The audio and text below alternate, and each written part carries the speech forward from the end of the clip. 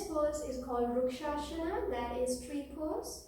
So the benefits from this pose is really good for your focus, your memory, and a good posture, right?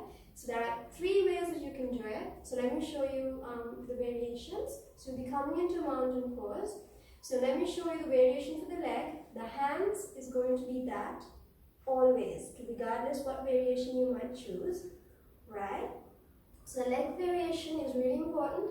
So if you're just a beginner, you might want to stay here, and then you're going to raise your hands up, and you're going to come down, and then the foot down. But there's another way. You can, if you feel a little bit better, then you can come a little bit up and place it on your calf muscle, right? But if you feel even more confident, please come all the way up here, and then you're going to place it in your left inner thigh.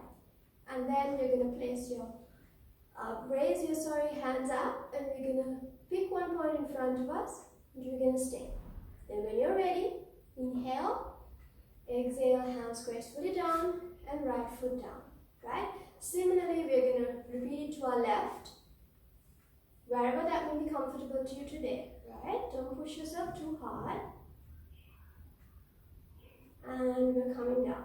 So while you're holding the pose, you're going to be breathing normally. And after the pose, you're going to place your hands apart, feet apart, close your eyes and deep breathe. And visualize you have achieved those benefits that I mentioned in the beginning. So let me show you what you should not be doing, however. So some people, because they want to keep elevating their leg up, they try to settle here on your knee. So please do not do that.